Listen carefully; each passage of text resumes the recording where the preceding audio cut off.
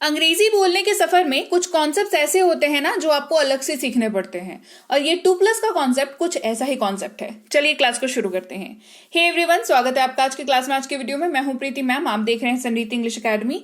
नए हैं अगर, सब्सक्राइब करके बेल नोटिफिकेशन ऑन कर दीजिएगा। आपको रोज ऐसी क्लासेस जो है वो ताकि मिलती रहे, और जो लोग रोज क्लास देखते हैं उनको थैंक यू सो मच, और क्लास को लाइक और शेयर तो आप कर ही देते होंगे। चलिए क्लास को शुरू करते हैं।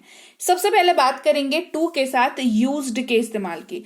ऐसे तो यूज्ड हमने पढ़ रखा है, उसका मतलब होता है इस्तेमाल करना। बट जैसे ही यहाँ पर कॉन्सेप्ट यूज टू का मतलब यूज्ड के साथ टू आता है ना, तो इसका बिल्कुल कॉन्सेप्ट ही एक अलग बन जाता है। फिर मतलब अलग, मतलब वो यूज वाला जो वर्ड है उसका मतलब अलग, और ये कॉन्सेप्ट बन जाता है। तो कॉन्सेप्ट और उसके एप्लीकेशन बिल्कुल अलग। यूज्ड टू, तो ये एज अ कॉन्सेप्ट आपको कैसे सीखना है, एज अ कॉन्सेप्ट आपको कैसे इसको इस्तेमाल करना है। तो सबसे पहले तो ये समझ लीजिए कि इसको इस्तेमाल कहां पर करेंगे, क्योंकि सबसे मेजर मिस्टेक जो होती है स्टूडेंट से या जो भी स्पीकर है जो बोल रहा है उससे, ये मेजर मिस्टेक होती है। उसको यूज टू पता है, उसको उसका मतलब भी पता है, लेकिन उसको ये नहीं पता कि इसको इस्तेमाल कहां पे करते हैं। यूज टू का इस्तेमाल हमेशा याद रखिएगा, बिल्कुल ध्यान से सुनिए, भूतकाल की आदत को दर्शाने के लिए, या फिर भूतकाल में कोई क्रिया जो हमेशा हुआ करती थी और उसके बारे में अभी आप बात कर रहे हो, इसको दिखाने के लिए इसका इस्तेमाल किया जाता है। So this is very important, आप इसको हमेशा याद रखिए।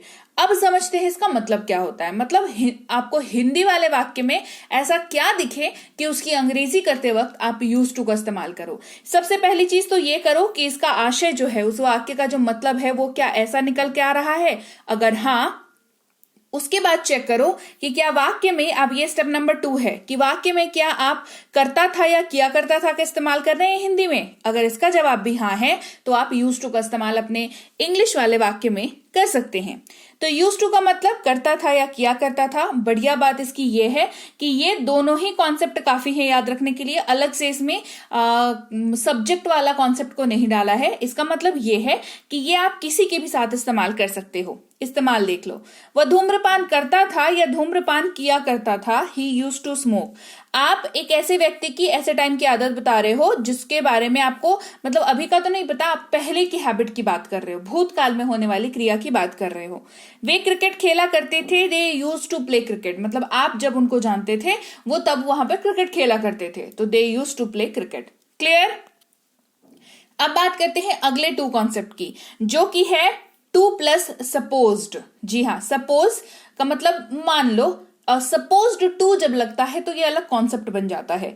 इसका मतलब होता है करने की उम्मीद है, और ये ऐसे वाक्यों में इस्तेमाल होता है जो एक्सपेक्टेशन यानी कि उम्मीदें या फिर ऑब्लिगेशन आपको दिखाता है। उसका मतलब निकल के आता है डायरेक्टली और इनडायरेक्टली।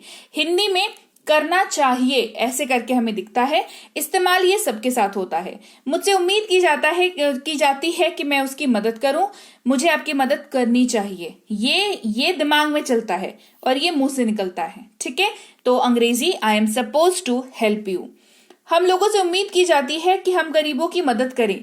हम लोगों को गरीबों की मदद करनी चाहिए। ये उम्मीद कौन करता है? ये हमारा समाज करता है। तो ये हमारे दिमाग में है। मुंह से क्या निकलता है कि हम लोगों को गरीबों की मदद करनी चाहिए। We are suppose to help poor people. We are suppose to help the poor. अब हैव के साथ टू का यूज देख लो। 2+ कॉन्सेप्ट आज पढ़ रहे हैं, हम लोग जहां पर देखेंगे टू के साथ अलग अलग शब्दों के कॉम्बिनेशन से क्या होता है उसका असर वाक्य में। हैव टू मतलब बनता है ना है, नी है, ना पढ़ता है, ना पढ़ती है। इस्तेमाल हैव वाला कॉन्सेप्ट के हिसाब से होता है आईयूवी दे के साथ, जैसे कि मुझे जाना है, आई हैव टू गो, उन्हें पढ़ना है, they have to study. Has to same have to वाला ही कॉन्सेप्ट लगता है, लेकिन इस्तेमाल खाली ये सबके साथ अलग के साथ होता है। ही, शी, इट और किसी भी नाम के साथ ये इस्तेमाल होता है, जैसे उसे जाना है, ही हैज टू गो। अब बात करते हैं हैड टू। हैड के साथ टू का कॉन्सेप्ट, हैड का कॉन्सेप्ट रूल यहां पर लगता है जहां पर ये सबके साथ इस्तेमाल हो जाता है, और मतलब इसका निकलता है ना था, ना थी, ना पढ़ता था, ना पढ़ती थी, ना पढ़ा, ना पढ़ी। इन सब के तरफ से आप ये इस्तेमाल होता हुआ आपको वाक्य में दिख जाएगा। मुझे पढ़ना था, आई हैड टू स्टडी, उसे जाना पड़ा, ही हैड टू गो। अब बात करते हैं टू का इस्तेमाल एबल के साथ। ठीक है, तो ये क्या कॉन्सेप्ट डेवलप होता है, ये एबल टू का कॉन्सेप्ट डेवलप होता है। और एबल एक ऐसा शब्द है जो टू के साथ लगने की वजह से ये इज, एम, आर, वॉज और वर इन सब के साथ यूज हो जाता है। ठीक है, जैसे इज एबल टू, एबल का मतलब क्या होता है, देखो इसको याद रखने का ना सबसे बढ़िया तरीका बताती हूँ। एबल का मतलब याद रख लो। एबल का मतलब क्या होता है, कुछ कर पाना, सक्षम होना किसी चीज में, है ना। तो इज एबल टू मतलब पा रहा है या सक्षम है।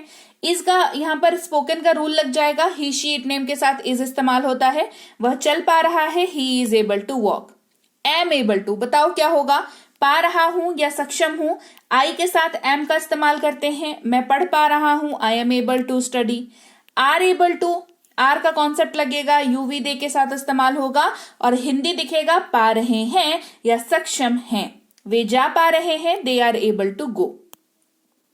फिर है वॉज एबल टू, ठीक है, तो एबल टू के साथ वॉज का वॉज लग गया, तो अब यहां पर क्या होगा, वॉज का रूल लग जाएगा।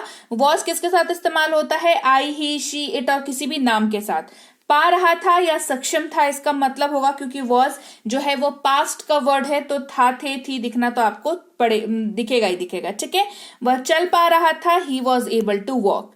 फिर है वर एबल टू, ठीक है, ये क्या है, वॉज जिनके साथ यूज नहीं होता है उनके साथ यूज होता है वर, यानी कि यूवी दे के साथ। मतलब बना पा रहे थे या सक्षम थे, वे पढ़ पा रहे थे, दे वर एबल टू रीड। फिर है हैविंग टू, ये अलग कॉन्सेप्ट है, ये हैविंग टू प्लस का कॉन्सेप्ट है। ठीक है, तो हैविंग का भी क्या बात है ना, इसको आप एबल जैसा नहीं याद रख सकते, इसको ना प्रॉपर याद रखना पड़ेगा। ठीक है, having to is, am, are, was, were सबके साथ यूज होता है और मतलब इसका होता है पढ़ रहा है, क्योंकि इज है लास्ट में तो है, और इसका ही rule he she it name के साथ इस्तेमाल, उसे काम करना पड़ रहा है, he is having to work. पढ़ रहा है, एम भी अगर यूज होगा तो, लेकिन इस्तेमाल सिर्फ आई के साथ होगा, मुझे पढ़ना पड़ रहा है, I am having to study. Are का इस्तेमाल पढ़ रहा है, आर के स्पोकन रूल के साथ, यूवी दे के साथ इस्तेमाल होगा, आर हैविंग टू। उन्हें जाना पड़ रहा है, they are having to go. Was having to, पढ़ रहा था, क्यों था क्यों दिखेगा, क्योंकि वॉज है, पास्ट की बात हो रही है। ठीक है, वॉज का इस्तेमाल आई, ही, शी, इट और किसी भी नाम के साथ। मुझे पढ़ना पड़ रहा था, I was having to study. फिर है वर हैविंग टू, ये तो बहुत सिंपल है, क्योंकि वॉज जिनके साथ नहीं इस्तेमाल होता उनके साथ वर इस्तेमाल होता है, यूवी दे के साथ। पढ़ रहा था, उन्हें जाना पड़ रहा था, दे वर हैविंग। तो लीजिए भाई, ये थी आज की क्लास। तो क्लास अगर आप यहाँ तक देख रहे हैं, इसका मतलब है कि आप बहुत सीरियस हैं अंग्रेजी बोलने को लेकर के, और यकीन मानिए ये क्लास आपके बहुत काम आएगी अंग्रेजी बोलने को लेकर के। तो क्लास कैसी लगी कमेंट करके मुझे जरूर बता दीजिएगा। क्लास को लाइक और शेयर तो आपने कर ही दिया होगा। आप देख रहे हैं संरीति इंग्लिश अकेडमी, मैं हूं प्रीति मैम। सब्सक्राइब करके बेल नोटिफिकेशन भी फटाफट से ऑन कर दीजिए। इसके अलावा हमारी जो ऐप है संरीति इंग्लिश अकेडमी, सेम नाम से ऐप है, वहां पर आपको बेसिक से प्रो स्पोकन इंग्लिश का कोर्स, इंग्लिश राइटिंग का कोर्स जिसमें आप अंग्रेजी लिखना सीखते हैं, इंग्लिश ग्रामर का कोर्स, इंग्लिश रीडिंग का कोर्स आपको मिल जाएगा ऐप पर।